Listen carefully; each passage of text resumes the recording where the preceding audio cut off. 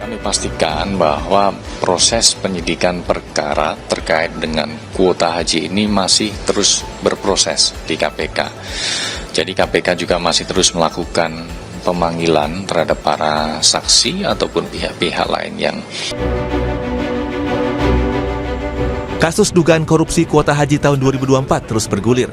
Pejabat Kementerian Agama, seperti Menteri Agama 2020-2024 Yakut Khalil Qomas, Dirjen Penyelenggaraan Haji dan Umrah Kemenak Hilman Latif, hingga pendakwa Khalid Basalamah sudah diperiksa KPK.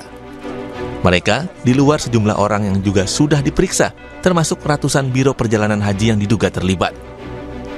Meski sudah naik penyidikan sejak 9 Agustus lalu dan juga diumumkan penghitungan awal kerugian negara sebesar 1 triliun rupiah, KPK belum menetapkan tersangka.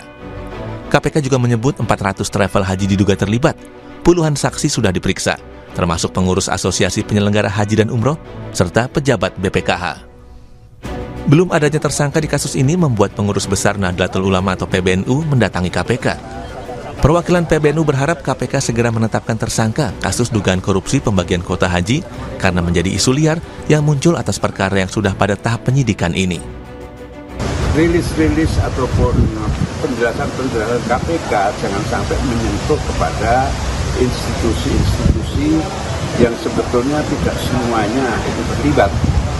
Hanya beberapa orang, tapi seluruh Indonesia akhirnya komplain ke saya, bagaimana ini peta dan anatominya itu harus jelas segera dinyatakan. Sampai saya tadi menuntut limitnya kapan. Sementara itu menanggapi kedatangan PBNU ke KPK, kuasa hukum mantan Menteri Agama Yakut Khalil Qomas, Melissa Anggraini bilang KPK harus objektif dalam menetapkan tersangka kasus dugaan korupsi kuota haji dan tidak bisa dilakukan atas dorongan pihak manapun. Terkait permintaan penetapan tersangka yang disampaikan oleh pihak yang mengaku mewakili PBNU di KPK kemarin, tentu pada prinsipnya kami menghormati. Namun kita juga mempertanyakan bagaimana kapasitasnya dalam mengatasnamakan PBNU. Jangan sampai organisasi sebesar PBNU ini diklaim sepihak oleh orang-orang dengan agenda tertentu. Terkait dengan penetapan tersangka, itu tidak bisa dilaksanakan atau dilakukan hanya karena ada dorongan dari pihak manapun. Itu murni didasarkan kepada fakta dan alat bukti yang cukup.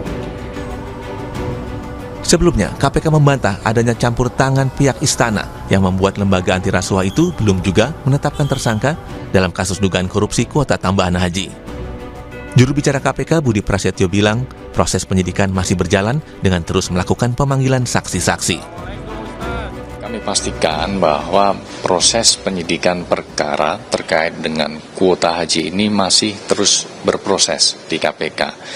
Jadi KPK juga masih terus melakukan pemanggilan terhadap para saksi ataupun pihak-pihak lain yang diduga mengetahui konstruksi perkara ini, dan tentu setiap keterangan dari para saksi yang dipanggil akan membantu KPK untuk membuat terang perkara ini.